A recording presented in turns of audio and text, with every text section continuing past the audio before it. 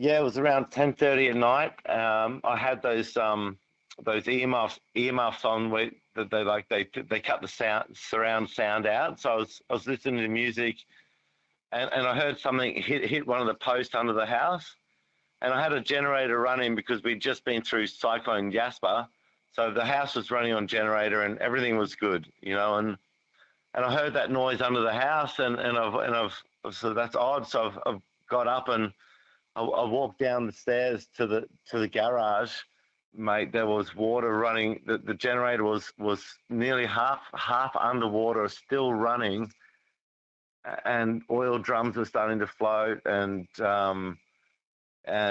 fuck, I was about to jump into the water and realize I could get electrocuted. So I pulled back. The generator died probably in another 10 seconds. I had rechargeable lights going, so I set them up and I started trying to save things in the garage. So I've gone in there, mate, trying to grab Makitas and all your treasures. And within 25 minutes, I was counting the steps into the house, and each time I went back, another step was gone.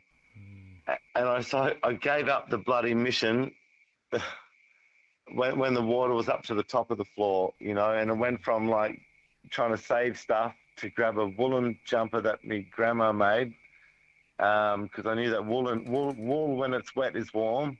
So I grabbed an old woolen shawl and I literally packed a garbage bag with my phone. Hate to say it, I had my cigarettes, my phone. I grabbed the torches that I could carry, and put it in that garbage bag, mate. And when it was time to leave, I literally walked into the water off my front decking on the back side of the house, away from the current, and swam myself to the bank, where I clambered up the bank to where I had my Land Cruiser parked, which was uninsured. Yeah, and it was bogged, and I tried to get that out, and I probably had about another 5 to 10 minutes before the water was at the door of the Land Cruiser, which was parked up higher. I exited the Land Cruiser then and scurried up to an old timber shack, and I think it was within half an hour, my car was a meter over the roof. The apex of the roof of the house was the only thing left. It goes to show, doesn't it, why floods are so dangerous? Because if you'd mate. have sat there before the flood and thought, in a couple of days' time, the water is going to be completely over this house and it'll all unfold in a couple of hours, you would have thought, couldn't happen, wouldn't you?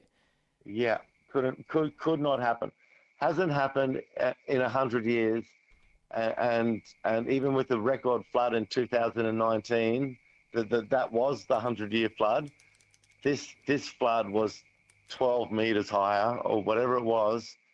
Adam, mate, the only worry I have is, and that you probably have too, is this going to be the normal? Is this global warming, or was this just a freaky thing that happens, Mate, there's some of the things that we've been thinking about. So, and you live at Granite Creek, so was it the Bloomfield River gusto that rose up and swallowed everything there? It was. The Bloomfield River came across the paddock, and the Granite Creek, which we live on, joined together, and the Bloomfield River, it was so big that the two of them, mate, they just came up too quick. There was a wave train going into the house. You could not have swum on that side of the house. It was extremely dangerous on that river side of the house where the current was. And the only exit was the way I went, which was in the back current. So, luckily you kept your wits about you, Gusto, because you did everything. You basically, you played it perfectly, didn't you? If you'd have taken one step incorrect there. Oh, mate, you don't. Yeah, I used to do whitewater rafting as a job, so I was right onto the current, But yeah, the crocodile thing was a worry as well too. So. It's all happening at bloody 10:30 at night that started. Gusto's who you're hearing from here, Angus Maconachie, if you're just tuning in. He lives just outside Woodjul, and he's recounting his experience of devastation from the Bloomfield River flooding that occurred a month ago. And Gusto, we've just got to the point here in the story where you just get out of harm's way, but that's just the start of the ordeal in many ways. What happens in the hours and days after that for you and your other fellow neighbours? For my other neighbours, they didn't have the luxury of getting to a hill. They were in trees and on roofs, and they didn't even have a luxury of getting a garbage bag of clothes. As lucky as I was, I sat there with my garbage bag, Adam, mate, and I just thought, wow, this has happened in like less than within an hour. My entire life is now in a garbage bag, and mate, and I knew my neighbours were in trouble because the water's never broken that high, and I was worried for their lives, and they were in trees. One of my friends, his whole house is gone, and he hasn't been found yet. Yeah, that's the legend Ray Dark, right? Local legend. That's right, Uncle mate. Ray, He was a local legend. Yeah, he sure was, mate. I hope I answered that question, Adam, and I hope I didn't. I do get sidetracked a bit when I'm. Well, I mean, you're entitled to get sidetracked when you've been through something like you have, Gusto, and it's a challenge now because we're a month on, and yet your community has only really in the last week or two seen a real mobilising of troops to get there to help. And I say troops literally and figuratively. There have been some ADF personnel on the ground, but as I understand it, they can only do certain roles in and around the community. But absolutely, in the weeks before the help arrived, let's just start there. What did you and the others do? The caravan park, Yogi and Kat, they just like offered like free accommodation for anyone who had no homes, and it was pretty tough. To me, mate, it was all of us that had been through it were stuck together, and it was just like a heap of traumatized people. Yeah, it was really difficult because you go home and the whole house is just like it looks like Hiroshima or whatever, Palestine. A bomb's just gone off near your house. You got beds upside down and mud, and so that week was a lot of shock and just trying to. It's so much to let go of, I think. Yeah. Help has arrived. We keep being told that there are lots of boots on the ground up there at the moment. How practical has that assistance been to you and others? Have you found now that your wants are being met or your needs are being met? Yeah, there's a group. Disaster Relief Australia. Yep. That's it, mate. And they're a bunch of veterans. Most of them are either ex-Navy, ex-Army.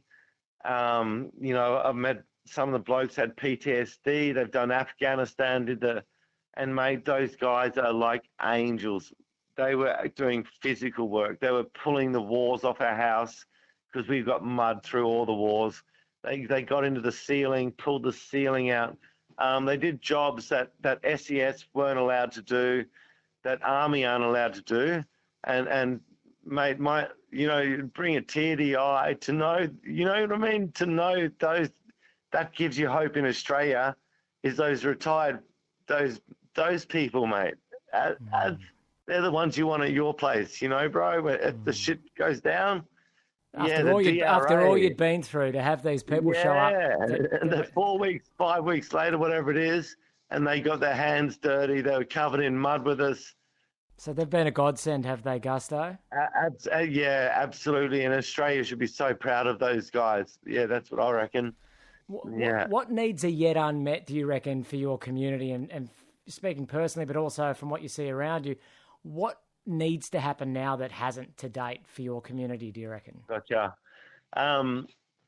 That's a brilliant question. And the thing is the future. Like as far as like a lot of our employment was, like I used to work for Wudjil Justice Group, and so obviously Wudjil's closed, and that'll be closed for the next, we're not sure when, and that's awkward. I had another part-time job with a professional fisherman, Billy Dunn, whose house was right in amongst the flood. He's unable to start work again. So as far as my two employment options, they're gone.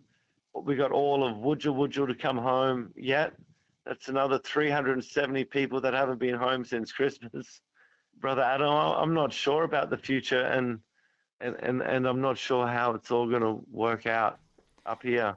Hey, Gusto, is there a message that you'd like the powers that have, control of the recovery and the rebuild? Is there something you'd like them to hear as someone who's been in such a deeply impacted area and an area that was inaccessible for quite a long time after the flood? Yeah, is definitely. Is there just one parting message you'd like to leave us with? Adam, absolutely. Before this happened, this whole community here, Wudjil, Bloomfield, Ayton, we were one mob. We were one of the most luckiest places in Australia where Indigenous and Waibel came together, and we were struggling before this happened. Like there was just no employment, low everything here. And now this has happened, and that's the scary part, is because we were already struggling, and we're in the most beautiful part of the world, and if there's anything the government could do to support the bummer coming home and the Waibel live, and just to help, just to pick us all up